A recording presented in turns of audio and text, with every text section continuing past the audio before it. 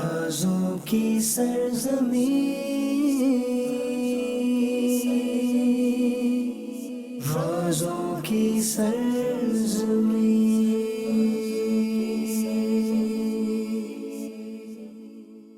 بات کریں گے دریائے نیل کے سفر کے دوران حضرت یوسف علیہ السلام کی۔ حضرت یوسف علیہ السلام کا جو واقعہ ہے اس کو قرآن پاک میں احسن القصص کہا گیا۔ بھائیوں نے حسد کی بنا پر اپنے بھائی کو کنویں میں ڈال دیا۔ حضرت یوسف علیہ السلام کو تو گناہ کا موقع ملا تھا، مگر پھر بھی اللہ کے خوف سے آپ بچ گئے۔ صلو علی الحبیب صلی اللہ تعالی علی محمد صلی اللہ علیہ وسلم۔ جب بھی مصر کا نام لیا جائے تو مسلمانوں کے دلوں میں، مسلمانوں کے ذہنوں میں جس شخصیت کا نام آتا ہے سبحان اللہ، وہ حضرت موسیٰ کلیم اللہ علی نبینا علیہ السلام ہے۔ یہی وہ مصر ہے جس میں حضرت موسیٰ علیہ السلام کی ولادت ہوئی۔ یہی وہ دریائے نیل ہے جہاں بچپن میں آپ کو اس نہر کے حوالے کر دیا گیا۔ یہی وہ مصر ہے جہاں کوہ طور پر حضرت موسیٰ علیہ السلام نے اللہ سے کلام کا شرف حاصل کیا۔ یہی وہ مصر ہے جہاں پر فرعونیوں نے آپ کے چاہنے والوں، ایمان والوں پر بڑی مشکلیں ڈھائیں۔ جی ہاں، یہی وہ مصر ہے جہاں حضرت موسیٰ علیہ السلام اور یہاں کے جادوگروں کا مقابلہ ہوا۔ اللہ نے عصا کا وہ معجزہ عطا کیا کہ آج بھی ایمان والوں کے دل تازہ ہو جاتے ہیں۔ اور یہی وہ مصر اور یہی وہ دریائے نیل ہے کہ بالآخر جہاں فرعون غرق ہوا اور حضرت موسیٰ علیہ السلام کو اسی دریائے نیل نے راستہ فراہم کیا۔ بنی اسرائیل کے بہت سارے واقعات ہیں، بہت بار انہوں نے اللہ کی نافرمانی کی۔ اللہ نے آسمان سے کھانا بھی ان کے لیے اتارا، من و سلوہ اسی قوم کے لیے نازل ہوا۔ میدان طیہ میں یہ قوم بھٹکتی رہی۔ بہت سارے قرآنی واقعات، بلکہ میں یہ کہوں تو غلط نہ ہوگا کہ مصر کو بہت سارے انبیاء کی یوں سمجھیے سرزمین کہا جائے تو غلط نہ ہوگا۔ یہ بلد الانبیاء ہے، یہ بلد الصحابہ ہے اور بلد الاولیاء ہے۔ سبحان اللہ، اسلامی تاریخ کی بہت ساری داستانیں مصر سے وابستہ ہیں۔ آئیے آج بات کرتے ہیں حضرت موسیٰ علیہ السلام کی۔ وہ اولو العزم رسول ہیں، اللہ کے ایسے نبی ہیں جن کا جب بھی ذکر سنتے ہیں ایمان تازہ ہو جاتا ہے۔ اور ہم مسلمانوں کو تو ویسے بھی حضرت موسیٰ علیہ السلام سے بہت پیار ہے، اور اس کی وجہ یہ ہے کہ نبی پاک علیہ السلام جب معراج کی شب اللہ کی بارگاہ میں حاضر ہوئے تھے، 50 نمازیں فرض ہوئی تھی۔ مشورہ دینے والے، نبی پاک کی بارگاہ میں ریکویسٹ کرنے والے بھی حضرت موسیٰ علیہ السلام ہی تھے۔ عرض کیا تھا حضور آپ کی امت 50 نمازیں نہیں پڑھ سکے گی، کچھ کم کروا کے لائیے۔ میرے آقا 45 کروا کے لائے۔ پھر عرض کیا حضور دوبارہ جائیے، 40 ہو گئیں۔ نبی پاک تشریف لے جاتے رہے اور یہ نمازیں کم ہوتے ہوتے 5 نمازیں رہ گئیں۔ حضرت موسیٰ علیہ السلام نے تو اس وقت بھی عرض کیا تھا حضور یہ بھی کم کروا لیں، مجھے بنی اسرائیل کا تجربہ ہے، 5 نمازیں بھی پڑھنا مشکل ہو جائیں گی۔ مگر اللہ کے حبیب علیہ السلام نے فرمایا اب مجھے حیا آتی ہے رب کی بارگاہ میں جانے سے۔ اور سبحان اللہ، اللہ کی طرف سے کیا کرم نوازی ہوئی، وہاں سے اعلان ہوا لا تبدیل لکلمات اللہ، اے میرے محبوب ہمارے کلمات تبدیل نہیں ہوتے، تیری امت پڑھے گی 5 نمازیں، ثواب اسے 50 کا دیا جائے گا۔ تو ہم تو یہ کہہ سکتے ہیں کہ ہم مسلمانوں کے محسن ہیں۔ حضرت موسیٰ علی نبینا علیہ السلام، اللہ سے کلام کرنے کا شرف نبی پاک کے علاوہ اگر کسی کو ملا براہ راست تو یہ حضرت موسیٰ علیہ السلام ہے۔ اور آج انہی کی بات کرتے ہیں، انہی کی داستان سنتے ہیں۔ ایک ایسا دور تھا ناظرین کہ جب فرعون کی حکومت تھی، اور اس دور میں حضرت موسیٰ علیہ السلام کی پیدائش ہوئی۔ مگر ماجرا یہ تھا کہ اسی دور میں یہ اعلان تھا کہ فرعون کو اس کی نجومیوں نے یہ بتایا تھا کہ اس سال کوئی ایسا بچہ پیدا ہوگا کہ جس بچے نے ہی آگے جا کے تمہاری حکومت کا تختہ الٹنا ہے۔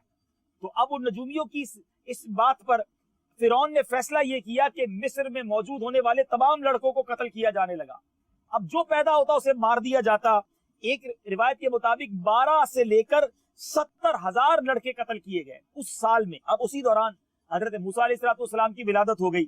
اب آپ کی والدہ ماجدہ حضرت سیدنا یوحنا رضی اللہ تعالی عنہا نے آپ کو چھپا کر رکھا، مگر فرعون کے کارندے گھر گھر جاتے تھے کہ کسی طرح پتہ چل جائے کہ کوئی لڑکا پیدا ہوا ہے تو اسے معاذ اللہ قتل کر دیا جائے۔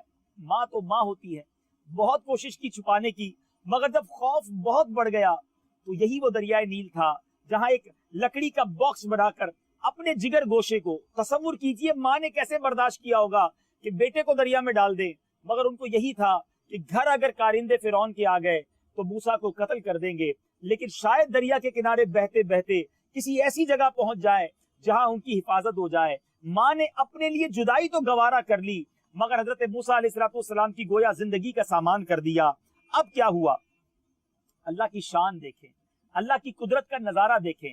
دریائے نیل میں وہ جو باکس تھا جس میں حضرت موسیٰ علیہ السلام تھے, وہ بہتے بہتے فرعون کے محل کے قریب پہنچ گیا.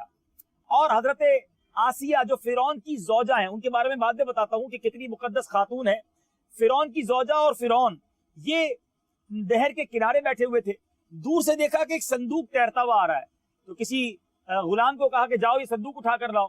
جب صندوق کھولا گیا تو اس کے اندر ایک خوبصورت نور برساتا جگمگاتے چہرے والا بچہ موجود تھا. یاد رہے کہ فرعون اور حضرت آسیہ کے یہاں کوئی اولاد نہیں تھی, بلکہ ایک اور خوبصورت بات جو شاید بہت سارے ناظرین کو نہ پتا ہو کہ اللہ تبارک و تعالیٰ نے حضرت آسیہ کو فرعون کی قربت سے بھی بچائے رکھا تھا, کہ کبھی بھی ان کے درمیان قربت نہ ہوئی. آپ ایمان والی اور اتنا بڑا مرتبہ آپ کو ملنا تھا, تو آپ کو اللہ نے فرعون کی ان تمام نحوستوں سے محفوظ رکھا تھا. تو بہرحال اب حضرت آسیہ نے جب بچہ دیکھا تو بہت خوش ہوئی اور فرمایا کہ اس بچے کو وہ اپنے ساتھ رکھیں گے. تو کسی نے مشورہ دیا کہ یہ کہیں وہی بچہ نہ ہو جو تمہیں قتل کرنے کے لیے آگے جا کے بڑا ہونا ہے. تو حضرت آسیہ نے کہا نہیں دیکھو, یہ بچہ سال بھر کا معلوم ہوتا ہے, یہ تو تمہارے نجومیوں نے اسی سال کا بتایا ہے نا. یہ اتنا خوبصورت اتنا پیارا بچہ میرے دل کو بھا گیا ہے, اور میں اس کو اپنے گھر میں رکھوں گی. سبحان اللہ. اور اس کا قرآن میں ذکر موجود ہے. چنانچہ سورہ قصص آیت نمبر 9 پارہ نمبر 20 میں اللہ فرماتا ہے. آئیے تلاوت تو ترجمہ سنتے ہیں, پھر آگے بات چلاتے ہیں. وقالت امرأة فرعون قرة عين لي ولك لا تقتلوه عسى أن ينفعنا أو نتخذه ولدا وهم لا يشعرون. اور فرعون کی بی بی نے کہا یہ بچہ میری اور تیری آنکھوں کی ٹھنڈک ہے, اسے قتل نہ کرو, شاید یہ ہمیں نفع دے یا ہم اسے بیٹا بنا لیں. اور وہ بے خبر تھے. آپ نے سنا کہ قرآن میں اللہ تبارک و تعالیٰ نے جو ذکر فرمایا کہ حضرت آسیہ نے کہا کہ یہ بچہ میری اور تیری آنکھوں کی ٹھنڈک ہے, اسے قتل نہ کرو, شاید یہ ہمیں نفع دے یا ہم اسے بیٹا بنا لیں. بہرحال سمجھا بجھا کر حضرت موسیٰ علیہ السلام کو اپنے پاس ہی حضرت آسیہ نے رکھ لیا. اور اللہ کی شان دیکھیں کہ جس فرعون کو تباہ و برباد ہونا تھا, حضرت موسیٰ کے ذریعے وہی موسیٰ علیہ السلام حضرت آسیہ کے سائے میں, حضرت آسیہ کی برکتوں میں اب ان کے گھر میں پرورش پانے لگے. اب ایک دن حضرت سیدنا موسیٰ علیہ السلام ایک چھوٹی ڈنڈی سے کھیل رہے تھے. اچانک آپ نے وہ ڈنڈی فرعون کے سر پر دے ماری. فرعون اس مار پر سوچ میں پڑ گیا اور آخرکار آپ کو شہید کرنے کا ارادہ کر لیا. تو حضرت آسیہ نے کہا کہ اے بادشاہ غصہ مت کر, یہ تو بہت چھوٹا ہے, اگر تو چاہے تو اس کو آزما لے. میں تھال میں سونا اور انگارہ رکھ دیتی ہوں, تو دیکھ لے کس کو اٹھاتا ہے. فرعون اس کے لیے تیار ہو گیا. حضرت موسیٰ علیہ السلام نے سونے کی طرف ہاتھ بڑھایا, کیونکہ آپ تو اللہ کی طرف سے پہلے ہی نوازے ہوئے تھے, آپ جانتے تھے کہ انگارہ تکلیف دے گا. مگر حضرت جبریل علیہ السلام آئے, آپ کا ہاتھ جو ہے پکڑ کر انگارے کی طرف کر دیا, اور آپ علیہ السلام نے اس انگارے کو اٹھا کر اپنے منہ میں ڈال دیا, تاکہ وہ جو فرعون کا امتحان تھا آپ اس پہ سکسیسفل ہو گئے. اور اس کے ذہن سے یہ بات نکل گئی کہ یہ کوئی چنا ہوا بندہ ہے, چنا ہوا بچہ ہے جو بعد میں میرے لیے ہی مشکل پیدا کر سکتا ہے.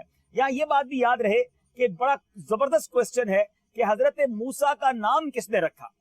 جناب حضرت آسیہ رضی اللہ تعالیٰ عنہ نے آپ کا نام رکھا.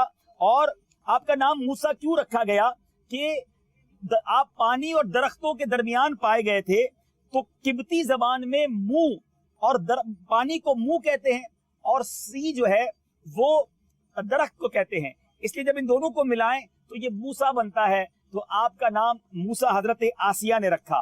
بہرحال آپ کی بڑی خدمت حضرت آسیہ نے کی, آپ نے پرورش پائی. حضرت آسیہ رضی اللہ تعالیٰ عنہ نے جب وہ منظر دیکھا کہ جب یہاں پر ایک زبردست مقابلہ ہوا تھا, مصر کے اندر ایک زبردست کمپٹیشن ہوا, کہ جب حضرت موسیٰ علیہ السلام بڑے ہو گئے, فرعون کو آپ نے دعوت دی, اللہ کی طرف بلایا, اس نے انکار کیا, آپ بلاتے رہے, وہ انکار کرتا رہا. آخر کار ایک میدان سجایا گیا, اور اس میدان میں ایک عظیم و شان مقابلہ کیا گیا. پورے مصر کے لوگ جمع ہوئے, اور اب حضرت آسیہ بھی موجود ہیں, فرعون بھی موجود ہیں, اور فرعون نے بڑے بڑے جادوگروں کو بلایا. ان جادوگروں نے اپنے بہت سارے کرتب دکھائے, بہت ساری رسیاں پھینکی, وہ ساری رسیاں سانپ بن گئی. اللہ تبارک و تعالیٰ کی طرف سے حکم ہوا کہ اے موسیٰ اپنے عصا کو زمین پر ڈالو. جب آپ نے اپنے اس عصا کو، اس ڈنڈی کو، اس اسٹک کو زمین پر ڈالا، وہ بڑا اژدہا بن گیا اور وہ سارے سانپوں کو نگل گیا. اور بڑے بڑے جب ان کے وار ناکام ہوئے تو بڑے بڑے جادوگر سجدے میں گر گئے اور کہنے پر مجبور ہو گئے. اور یہ قرآن میں الفاظ موجود ہیں، آمنا برب ہارون و موسیٰ، ہم اس پر ایمان لائے جو ہارون اور موسیٰ کا رب ہے. جادوگر تو ایمان لے آئے مگر فرعون نے نہ مانا. فرعون نے اپنی سرکشی پر ڈٹا رہا. مگر اس مظاہرے کو دیکھ کر حضرت آسیہ بھی دل سے ایمان لے آئیں، اپنا ایمان چھپائے رکھا. مگر آخرکار جب فرعون پر ان کا ایمان آشکار ہوا، فرعون نے بڑی تکلیفیں پہنچائیں، بہت زیادتیاں کی. حضرت آسیہ ڈٹی رہی اور آخرکار فرعون نے انہیں شہید کر دیا. مگر آپ کا اس صبر کے بعد جو مقام تھا، اللہ اکبر. حضرت آسیہ وہ عظیم ہستی ہیں جن کے بارے میں احادیث کرام موجود ہیں. ذرا غور کیجئے ناظرین، ہزاروں سال بعد نبی پاک دنیا میں تشریف لائے. وہ خاتون جو ہزاروں سال پہلے گزری ہیں، کونین کے والی صلی اللہ تعالی علیہ وسلم ان کے فضائل بیان کر رہے ہیں. پیارے آقا علیہ الصلوۃ والسلام نے ایک بار زمین پر 4 لکیریں کھینچی اور فرمایا تم جانتے ہو یہ کیا ہے؟ صحابہ کرام نے عرض کی حضور ہم نہیں جانتے. تو پیارے آقا علیہ الصلوۃ والسلام نے فرمایا جنتی عورتوں میں سب سے زیادہ فضیلت رکھنے والی یہ 4 عورتیں ہیں. اور ان 4 عورتوں کے نام بتائے: خدیجہ بنت خویلد، نبی پاک کی پہلی زوجہ محترمہ. نمبر 2 فاطمہ بنت محمد، خاتون جنت، سبحان اللہ، میرے آقا کی شہزادی. نمبر 3 آقا فرماتے فرعون کی بیوی آسیہ. اور نمبر 4 مریم بنت عمران، حضرت عیسیٰ علیہ الصلوۃ والسلام کی والدہ. سبحان اللہ. اور نبی پاک علیہ الصلوۃ والسلام نے ان کے فضائل بھی بیان کیے اور یہ بھی بیان فرمایا، احادیث میں اور روایتوں میں مضمون موجود ہے کہ جنت میں نبی پاک کے نکاح میں آنے والی عورتوں میں ایک خوش نصیب خاتون حضرت آسیہ بھی ہوں گی. فرعون کی قربت سے اللہ نے بچائے رکھا. فرعون کے محل میں رہتے ہوئے بھی آپ ایمان پر ڈٹی رہیں. حضرت موسیٰ علیہ الصلوۃ والسلام کی پرورش میں آپ کا حصہ، آپ کی خدمت کی. اللہ نے مقام کیا دیا کہ آپ جنتی عورتوں کی سردار بن گئی. بہرحال حضرت موسیٰ علیہ الصلوۃ والسلام کی زندگی کے تو اتنے واقعات ہیں. ید بیضا کا معجزہ آپ کو عطا کیا گیا. آپ اپنے ہاتھ کو گریمار میں ڈال کر نکالتے تھے، وہ روشن ہو جایا کرتا. بنی اسرائیل کو آپ نے بہت بار اللہ کی طرف بلایا. تھوڑے دنوں وہ ٹھیک چلتے تھے، پھر نافرمانی کرتے. کبھی کہتے اگر اللہ کے نبی ہے تو آسمان سے کھانا اتار کر بتاؤ، منو سلوہ اتار کے آپ کو دیا گیا. بہرحال میرے میٹھے اسلامی بھائیوں، وہ نہ مانتے تو ان پر عذاب آ جاتا. اگر آپ بنی اسرائیل کے سارے واقعات سننا چاہتے ہیں، ہم نے ایک پروگرام مدنی چینل پر کیا تھا، ایک قصہ ہے قرآن سے، اور ایک اور پروگرام کیا پیغام قرآن. اگر ان کو آپ سرچ کریں تو بہت سارے واقعات حضرت موسیٰ علیہ الصلوۃ والسلام کی زندگی کے آپ کو مل جائیں گے. بہرحال یہ معاملات چلتے رہے، مقابلہ چلتا رہا، حق اور باطل کی گویا لڑائی چلتی رہی، اور آخرکار باطل مٹتا ہے، حق ہی کو فتح ملتی ہے. حضرت موسیٰ علیہ الصلوۃ والسلام کو ایک روایت کے مطابق دریائے نیل نے، اور کچھ لوگ بتاتے ہیں کہ یہاں پر جو ریڈ سی ہے وہاں پر راستہ دیا اس دریائے سمندر نے، اور فرعون اپنے ساتھیوں سمیت غرق ہو گیا. اللہ اکبر. اللہ کریم حضرت موسیٰ علیہ الصلوۃ والسلام کے مزار پر انوار پر کروڑوں انوار و تجلیات کی بارش برسائے، ہمیں ان کے فیوز و برکات سے مالا مال فرمائے. فرعون کا غرق ہونا، فرعون کا تباہ ہونا، خدائی کا دعوے دار اور اس زمانے کا بادشاہ تھا، یہ سب ہمیں بتاتا ہے کہ مال و دولت ہونا، تکبر ہونا اور حکومت ہونا یہی سب کچھ نہیں ہے، بلکہ اللہ راضی ہو، اللہ کی بارگاہ سے برکتیں ملیں، وہ زندگی کا اصل حاصل ہے. اللہ مجھے اور آپ کو تکبر سے بچائے. مال دے تو سخاوت بھی دے، عزت دے تو عاجزی بھی دے، اور کبھی حکومت مل جائے تو انصاف عطا فرمائے. ایسا نہ ہو کہ حکومت میں آ کر اپنا انداز ہی بدل جائے، مال ملے تو تکبر آ جائے، کہیں ایسا نہ ہو کہ کوئی نام ہو جائے تو اپنے آپ کو کچھ خود سمجھنے لگ جائیں. یاد رکھیے ہم کچھ بھی نہیں ہیں، جو کچھ دیا ہے وہ رب نے دیا ہے، وہ جب چاہے اس کو واپس لے سکتا ہے.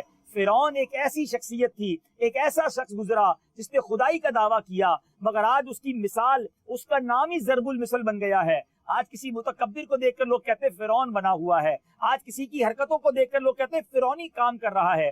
تو اللہ تعالی ہم سب کو ان کاموں سے محفوظ فرمائے.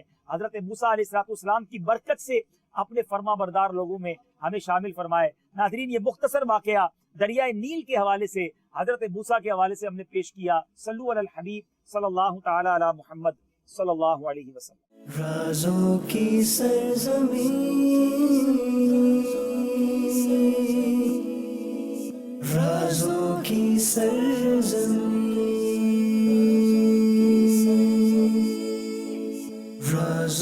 की सरज़मीं, राज़ों की सरज़मीं। माशाल्लाह शहबाज भाई से मुलाकात करते हैं, हमसे पहले इजिप्ट आए थे। चलें शहबाज भाई, जज़ाकल्लाह, कंपनी कोई बात बुरी लग गई है तो माफ़ कर दीजिएगा। राज़ों की सरज़मीं,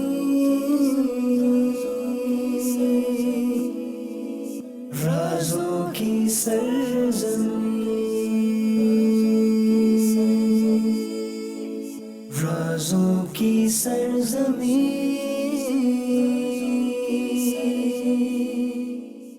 अल्हम्दुलिल्लाह इस वक्त हम मिस्र में हैं और ये काहिरो का वो म्यूज़ियम है जिसमें बताया जाता है कि फ़िरौन की मम्मी जो है, यानी फ़िरौन की जो लाश है वो आज भी मौजूद है, हुदूद शुदा, जिसको उस ज़माने में हज़ारों साल पहले केमिकल लगा के महफूज किया गया था।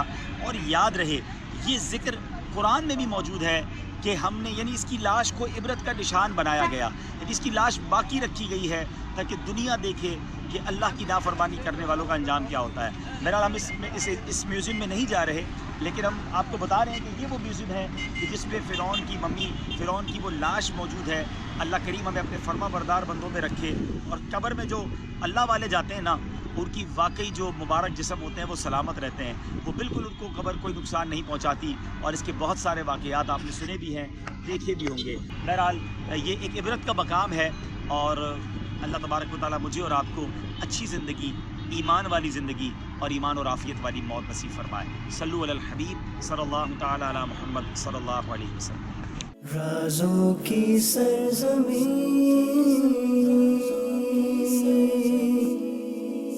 राज़ों की सरज़मीं, राज़ों की सरज़मीं, राज़ों की सरज़मीं।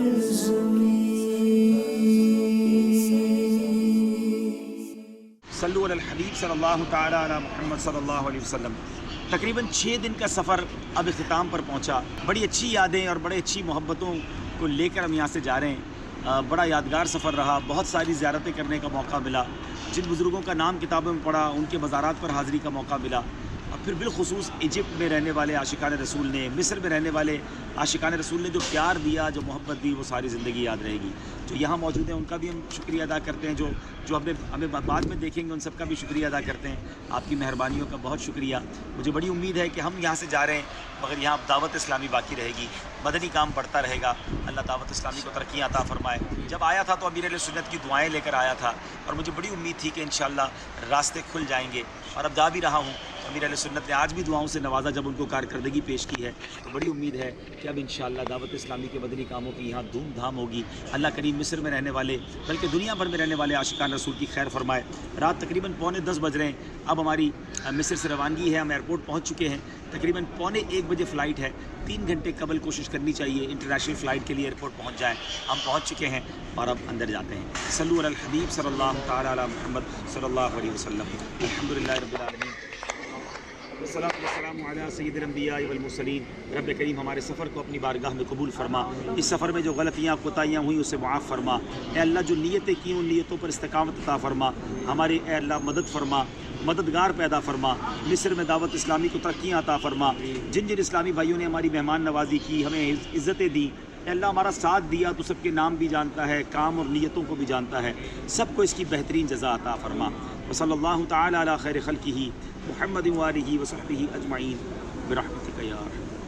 सल्लु अलल हबीब सल्लल्लाहु तआला अला मुहम्मद सल्लल्लाहु अलैहि वसल्लम। अल्हम्दुलिल्लाह एयरपोर्ट के अंदर आ गए, बोर्डिंग हो गई है और अब जहाज़ की रवानगी का इंतज़ार है, मगर एयरपोर्ट ऑलमोस्ट खाली है। बड़ा अजीब मामला हो गया है। ये वायरस की वजह से दुनिया भर से लोग ट्रैवल कम कर रहे हैं, फ़्लाइटों में रश कम हो गया है, लोग डरे हुए हैं। अल्लाह पाक हमारी तमामी मुसलमानों की खैर फरमाए और इस वायरस से निजात अता फरमाए। रात तकरीबन 10:30 होने वाले हैं और हमारी फ़्लाइट तकरीबन 12:45 पर है, तो तकरीबन 2 घंटे हैं।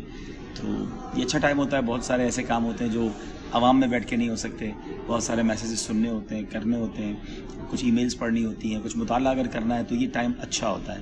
तो बहरहाल अब इस टाइम से फ़ायदा उठाएं। नमाज़ वगैरह नहीं पढ़ी तो नमाज़ पढ़ लेनी चाहिए, ज़िक्र अस्कार कर लें, तिलावत कुरान कर लें। تو بس بہت اچھا سفر رہا. نیت ہے کہ اب اگلا ڈیسٹینیشن اللہ پاک ہمت دے اور طاقت دے اور آسانیاں ہوں تو مراکش جانا ہے. اب موروکو جانا ہے، اسلامی ملک ہے، انشاءاللہ مدنی کام بھی کریں گے اور وہاں بھی کمال کی زیارتیں ہیں. اور بالخصوص وہ عظیم ہستی ہیں جنہوں نے دلائل الخیرات شریف لکھی ہے. تو انشاءاللہ حضرت سلیمان جزولی رحمۃ اللہ تعالی کے دربار کی حاضری کا بڑا ارمان ہے، وہاں حاضری ہوئی. اور پھر ایک اور ڈیسٹینیشن ہے جہاں حضرت امام بخاری کا مزار سمرقند اور بخارا میں بڑے بڑے مزارات ہیں. انشاءاللہ آپ کے لیے سلسلے لاتے رہیں گے. آپ ہمارے لیے دعا کرتے رہیں. صلو علی الحبیب صلی اللہ تعالی علی محمد صلی اللہ علیہ وسلم. بہت لوگ یہ پوچھتے ہیں کہ جہاز میں نماز کیسے پڑھی جا سکتی ہے. دیکھیں یہ اس ایئر لائن میں ایمریٹس ایئر لائن میں جہاز میں قبلہ رخ بھی بتایا جاتا ہے، اور جس ایئر لائن میں نہ بتایا جائے تو آپ اس ایئر لائن کے اسٹاف سے پوچھ سکتے ہیں. جہاز میں بعض اوقات 4 سیٹیں خالی مل جائیں تو بڑی اچھی نیند ہو جاتی ہے. الحمدللہ لکیلی مجھے 4 سیٹیں مل گئی ہیں. تو اب انشاءاللہ ارادہ یہ ہے کہ کچھ آرام کر لوں اور دبئی ایئرپورٹ پہ انشاءاللہ فجر ادا کریں گے. تقریباً 1.25 گھنٹے کا دبئی ایئرپورٹ پہ اسٹے ہوگا اور پھر انشاءاللہ کراچی کے لیے روانگی ہوگی. تو جہاز میں نماز پڑھنی ہے، نماز قضا نہیں ہونی چاہیے. یا تو ٹائم دیکھ لیں، اگلے ڈیسٹینیشن پہ پہنچ کر پڑھ سکتے ہیں تو وہاں پڑھ لیں، ورنہ جہاز میں نماز ضرور ادا کریں. بہرحال جہاز کی دعا بڑی کام کی ہے. امیر اہل سنت نے بڑی پیاری ہمیں جو دعا عطا فرمائی ہے نا، جو رفیق الحرمین کے آخری صفحے پر بھی موجود ہے، وہ دعا آپ اسکرین پر دیکھ رہے ہوں گے. اس کو موبائل میں سیو کر لیں. فائدہ یہ ہے کہ آپ جب بھی جہاز میں بیٹھیں گے دعا پڑھ لیں، انشاءاللہ خیر سے پہنچیں گے اور جہاز حادثے سے محفوظ رہے گا. دعا میں یاد رکھیے گا. پھر کسی اور سفر میں آپ سے ملاقات ہوگی. رازوں کی سرزمین، رازوں کی سرزمین. اللہم باسمک اموت و احیا. رازوں کی سرزمین، رازوں کی سرزمین، رازوں کی سرزمین، رازوں کی سرزمین، رازوں کی سرزمین، رازوں کی سرزمین.